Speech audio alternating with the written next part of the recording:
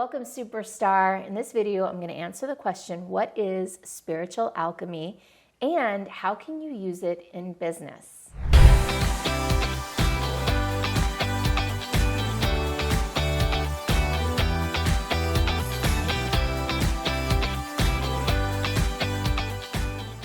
Here's a little lay of the land of how I'm going to structure this video. I'm going to start with what is spiritual alchemy and a little bit of the background in terms of what the term means and where it comes from. Then I'm going to dive into how it can support you in your business. And finally, I'm going to walk you through a spiritual alchemy process that I've developed over the course of many years working on myself and also with many clients and mentors.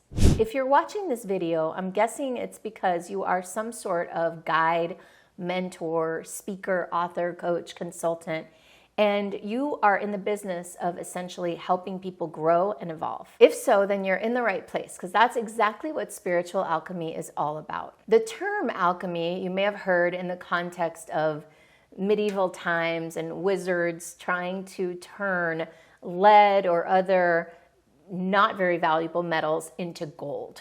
Now, a lot of philosophers and scientists, I guess you would call them, over the decades, over the centuries, tried to figure out this process. And essentially, when we apply the word alchemy to spirituality, it's a metaphor for turning something negative or difficult or challenging into gold, into something valuable and wonderful. So what spiritual alchemy means is the process of moving through stuck, bound, dark energy and bringing it into wholeness, goodness, light. It's about releasing attachments to things like our personality, our ego, the material things in our world, and moving into right relationship with that which is bigger than us, beyond us, greater than us, like spirit or God, or however you relate to that which we are all from and of. Now, there's another term that you may hear in this context, and I've done a separate video on it. It's called emotional alchemy. And actually, it's pretty much the same thing. In order to have spiritual alchemy, you need to do emotional alchemy. You can't really do anything without emotional alchemy. Emotional alchemy is essentially moving through dark emotions and experiences inside of ourselves to bring greater love and light and wisdom and knowledge. So it's really the same thing. The only distinction I would say is that you don't have to have a spiritual practice in order to do emotional alchemy. So it's really just the context that we bring to this process. And one last thing about that. The reason emotional alchemy is vital, is fundamental to this spiritual process is because alchemy must move through the heart. Spiritual evolution must move through the heart. There are definitely, in my belief system, I'll say that, I'll just qualify it by saying from what I've seen and what I've learned, in my experience, everything has to go through the heart. You can't, I believe, have a transcendent experience or an evolution of consciousness without heart opening and without love, at the foundation. So emotional alchemy, spiritual alchemy at the end game is about opening the heart and releasing pain, anger, blame, shame, all of those emotions, letting those free. And so this process allows you to do that. And I find that it's a very healing process. It's not something that you do once and then you say, hey, I did emotional alchemy, I'm finished. I find myself doing it about 2 to 3 times a week now that I've learned it and developed my own process. And I find that I give it to my clients too. And at the beginning, a lot of them resist it just like I did. And then once they start to see how powerful it is, it's like, oh, I'm just going to do some emotional alchemy. I'm just going to do some alchemy on this. And it can allow you to move through things much, much quicker. So with that preamble, and before I get into the goodies, I do want to invite you to like this video, subscribe to my channel. Let me know below how this works for you. Oh, and before I go on, I do have to give credit where it's due. So this process is kind of an amalgam of a few different things. Number one, it's a combination of the work that I've done with Nanilea Diamond, who I mention all the time, and her Feminine Blueprint. The 12 Stages of Healing, which is a book by Donald Epstein, and also a worksheet called the Forgiveness Worksheet that one of my very first coaches, Jody Johnson, gave me, which you can find online. And finally, a book called Busting Loose from the Money Game. So all these kind of influences came together and helped me create this process that I'm going to share with you. So the first step of the process is mental. So I've found that it can be difficult for people to go straight into the heart and the feelings unless you're already there. If you are fully triggered, if you're in anger, pain, sadness, whatever, if you're all the way there already, you can kind of skip this process. But for a lot of us, let's say you don't want to fly off the handle in the middle of something, but something comes up that really triggers you, you might want to keep it together and then go find yourself some alone time to go deal with it. And then when you do that, you might have to kind of get to it again. You might have to dig and kind of look for the wound again so that you can get there fully. So step one is from the mind, just what is the situation? What is the problem? What is the upset? What is the disappointment? What is the thing that's got you? Write it down. Oh, by the way, do this on a piece of paper. Write it down and just write down everything that you can around it. And as you start to write everything you can around it, see if you can start to find the feelings. We need to get to the emotions of what's happening. It can't just be conceptual, like, oh, I'm angry at so-and-so because she betrayed me. I'm angry at my boyfriend. You've got to actually feel the anger, right? So we want to start to get to a place where there's emotion. That's step one, is to think about it and process it until you can start to get to the feelings of it. Once you start to get to the feelings of it, just do a check-in and ask yourself, are you willing? Are you willing to go into this? Are you willing to look at this a new way? Are you willing to let go of the pain and the hurt? Now, I'm not saying that you've let it go yet. I'm just saying, would you be willing to? Because believe it or not, there's sometimes that we're attached to our pain. There can be times that we're attached to our anger and our righteousness. No, I've gotta be right. And so if you're still in that moment, if you're still in that consciousness where you're attached to the way you feel about it and the way you see it, you may not be able to fully liberate yourself from it. I'm not saying it's a waste of time, but I'm saying it's really helpful if you can at least be willing and open to release this, to look at it a different way, and to have a new perspective.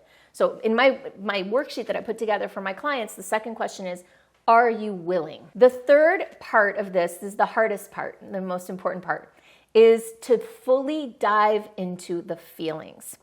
Now, this is where it can be helpful to be alone or to be somewhere quiet and private. You really, I would say, most often do not want to be doing this in front of other people because it can get messy. In fact, the messier it gets, the more it's working, all right? So just lock yourself up in a bathroom, and if you need to, grab a towel that you can scream into. You want to be able to make noise. And I know this is really uncomfortable for some people. I know that it was for me.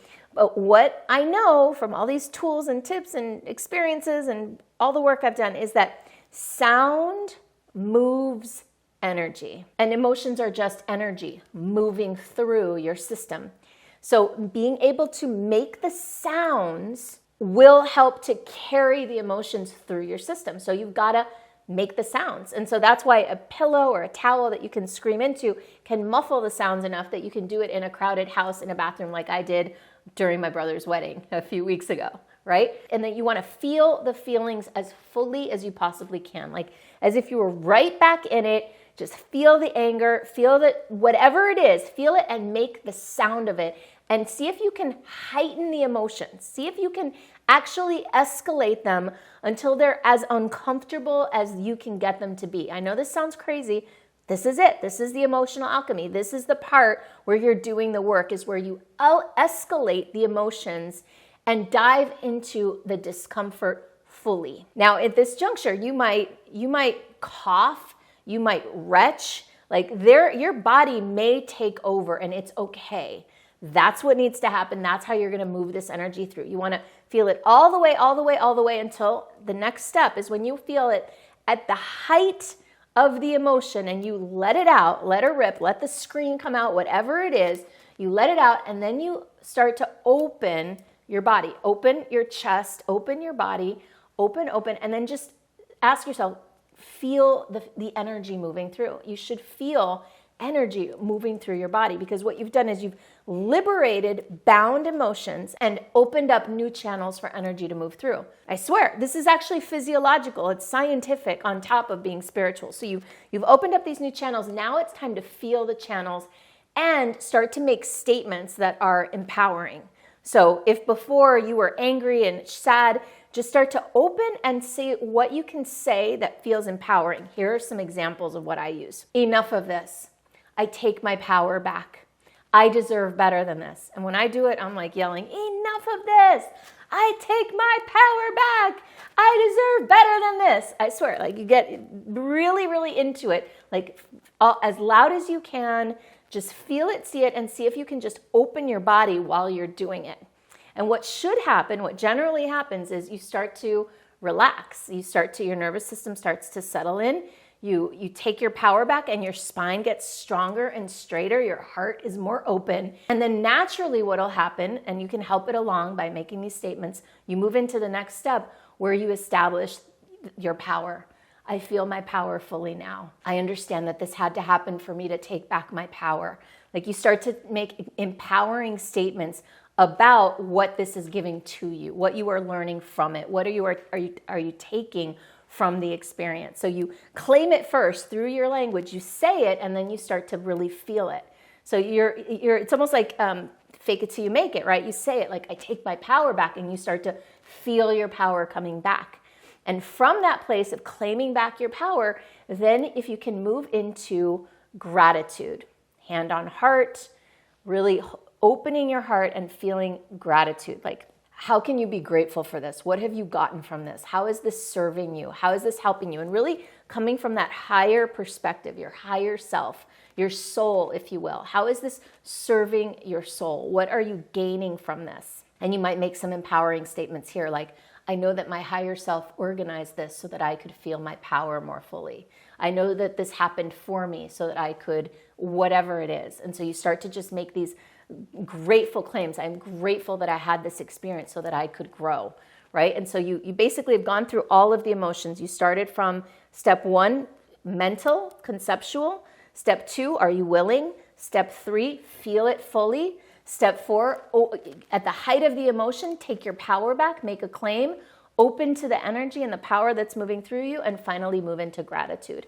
And that's basically the steps of spiritual alchemy. And at the end of that, you should have some sort of new awareness, some sort of wisdom, some sort of breakthrough that I would highly recommend sitting down and just writing it out in your journal. What did you get from this? And you can do this over and over and over again. I hope that you found this helpful, and if you want to go even deeper into this kind of work and how it can support your business, then let's connect. You can learn more about the work that I do with my clients at superstarbusinessbreakthrough.com, maybe even set up a time for us to chat.